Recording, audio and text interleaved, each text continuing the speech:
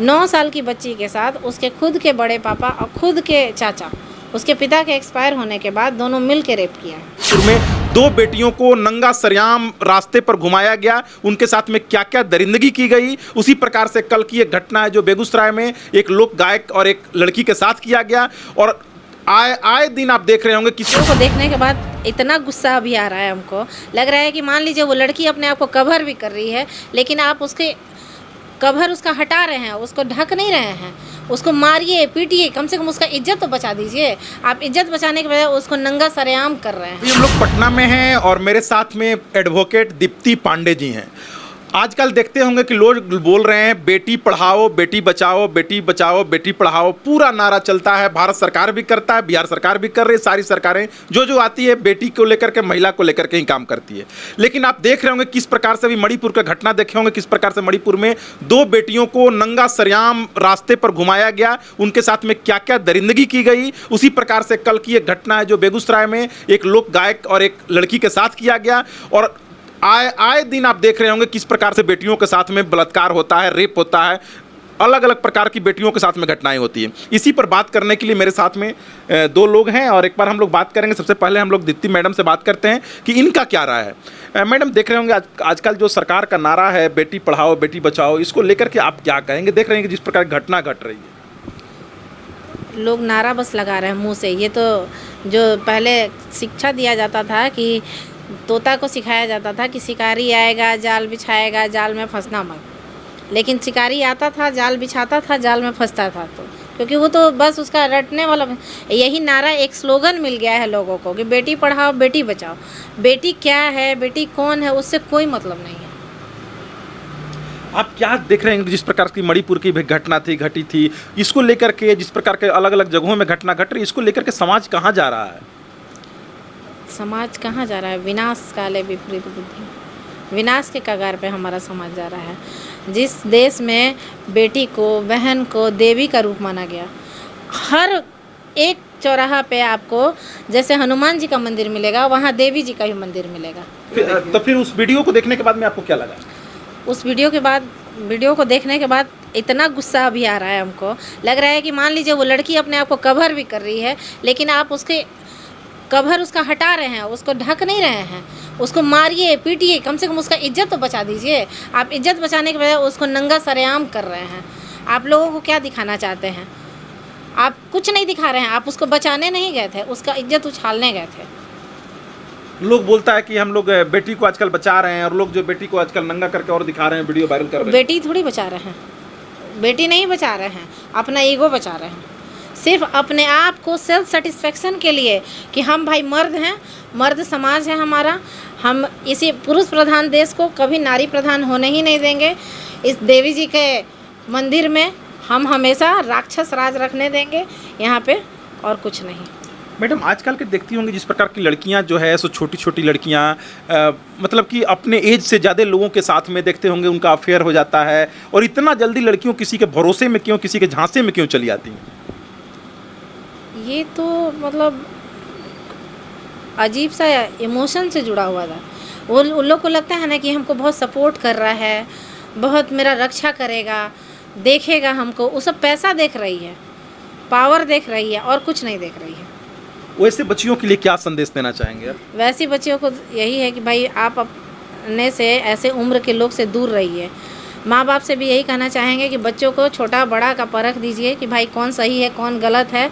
School में भी अभी शिक्षा दिया जा रहा है, हर चीज़ को शिक्षा मतलब बताया जा रहा है, स्कूल में पढ़ाया जा रहा है। इस चीज़ के लिए भी आगे एक सब्जेक्ट रख दीजिए, एक क्लास दे दीजिए कि लोग जाके वहाँ पे बच्चा लोग को पढ़ाएं। लेडीज़ लोग, लड़की सबको, सिर्फ लड़की को ही ज़रूरत नहीं है संस्कार का, लड़का को भी ज़रूरत है। दोनों को मिला के आप क्लास लीजिए कि हाँ भाई तुमको कैसे समाज में जीना है, कैसे रहना। केवल पैसा कमाने का मत सिखाइए कि बस इतना पढ़ जाओ कि तुम ये इंजीनियर डॉक्टर बन जाओ, बस पैसा कमाओ, इज्जत कमाओ। कैसे किसी को, सामने वाले को इज्जत दो, ये भी बताओ। अभी आप कोर्ट में जाती होंगी, किस प्रकार की घटनाएं सबसे ज़्यादा आती है? आप देखते होंगे अभी डोमेस्टिक में लोगों का तलाक के मामला, लोग के घरेलू हिंसा का मामला, लड़कियों के बलात्कार का मामला, किस प्रकार का मामला सबसे ज़्यादा आपको देखने के लिए मिलता है? सबसे ज़्यादा रेप का मामला आ रहा है अभी, सबसे ज़्यादा।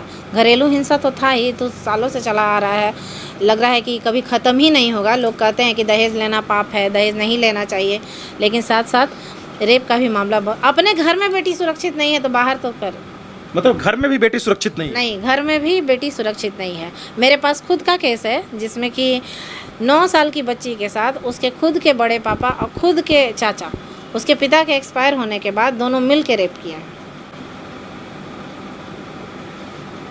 इस घटना को सुनकर के आपकी भी रूह कांप जाएगी कहीं ना कहीं कि इस प्रकार का भी घटना होता है क्या। लेकिन अब मैडम जैसा बता रही हैं, अब हम लोग को भी सुन करके लगता है कि इस प्रकार का जब होने लगेगा तो कैसे लोग अपने बेटी को किसी के ऊपर सुरक्षित छोड़ सकता है, कैसे इसको माना जाए कि नहीं मेरी बेटी सुरक्षित है। मैडम तो फिर इसमें क्या लगता है कि कोर्ट कचहरी जो होता है सो न्याय दिलाने में तो माना जाता है कि कोर्ट कचहरी न्याय दिलाता है, लेकिन न्याय की प्रक्रिया बहुत लंबी होते जाती है। बहुत ज़्यादा कोर्ट कचहरी न्याय दिलाने के लिए लोग बैठे हैं, लेकिन न्याय मिलते मिलते मिलते इतना समय बीत जाता है कि लोग कभी कभी परेशान होकर छोड़ देता है कि छोड़ो अब हमको ये काम नहीं करना है। हम लोग के हर जाति में है, ऐसा नहीं है कि अपर में, लोअर में, मिडिल में, ऐसा कुछ नहीं है। हर समाज, हर जाति में ये चीज़ फैला हुआ है।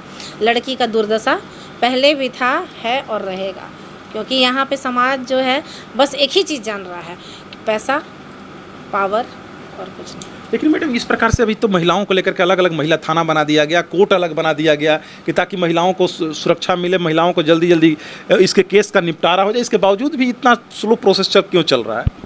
कहाँ मिल रहा है ना, जहाँ भी जो लोग बैठा है, लेडीज़ भी बैठी है, तो कहाँ जाके सुनाई कर रहे हैं। कोई भी पुलिस स्टेशन जाता है रिपोर्ट लिखवाने के लिए, 1 मिनट में एक बार में कोई अगर लिख दे, अगर वही कोई चला गया नेता होता का लोग तो उसमें तुरंत लिख देगा। कोई भी नीचे तबके का लोग अगर जाता है तो कोई नहीं लिखेगा, कोई पुलिस तैयार नहीं होता है, जाओ यहाँ से जाओ, ऐसे ही बोलता है। लगता है कि थाना में भी आजकल इस प्रकार का मतलब कि देख करके लोग केस लिखता है। एकदम देख के थाना पुलिस तो लड़ने के लिए तैयार हो जाएगा। ये मेरे थाना का नहीं है, दूसरे थाना में जाओ, जाओ महिला थाना जाओ, 10 बार दौड़ाएगा। तो वो जब खुद पीड़ित होके आई है तो वो 10 बार कहाँ दौड़ेगी, कहीं तो उसको पता है ना कि हमको कहाँ जाना है। अच्छा मैडम, अभी देखते होंगे जिस प्रकार के जिसके साथ में आजकल रेप होता है या फिर ऐसा कुछ होता है, उसको भी सरकार के द्वारा महिला थाना के सहयोग से शायद कुछ पैसा दिया था, उसमें क्या प्रावधान है, कुछ आइडिया है क्या? वो पॉक्सो वाले को बस मिलता है, सिर्फ पॉक्सो वाले को जो 18 ईयर्स से कम है उनको मिलता है। तो उसमें भी बहुत सारे जांच पड़ताल के बाद मिलेगा, नहीं तो कितना लोग है कि झूठा केस बना के चलो पैसा तो कम से कम मिल जाएगा, गरीबी तो मेरा दूर होगा, जितना पैसा मिलेगा उतना में हम कोई बिजनेस शुरू कर लेंगे, इसलिए उसमें भी सरकार जांच पड़ताल करवाती है तभी देती है। कहीं ना कहीं नहीं लगता कि केस में आजकल बहुत सारे केस जो 50% से एबव केस जो है सो झूठा केस बन करके आजकल सामने आ रहा है? तो यही तो प्रॉब्लम है ना, लोग का सही न्याय नहीं मिल पा रहा है, क्योंकि सब लोग अपना उल्लू सीधा करने के लिए चलो या कि मिला है ना, ये सेक्शन लागू हुआ है ना, उस सेक्शन को हम अपने ऊपर आजमा लेते हैं। एक्सपेरिमेंट करने के चलते जिसको सही न्याय मिलना चाहिए वो नहीं मिल रहा है।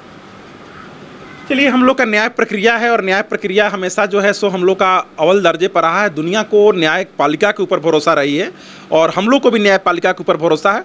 थोड़ी समय लगती है। आपने एक फिल्म देखा होगा जिसमें कि सनी देओल के द्वारा बार बार बोला जाता है कि तारीख पर तारीख मिलती है। खैर, तारीख मिलना तो आजकल कोर्ट कचहरी के ऊपर इतना प्रेशर है कि तारीख तो मिलता ही है, लेकिन न्याय भी आज के डेट में दिलाने के लिए न्यायपालिका ही हम लोग का सबसे आगे है।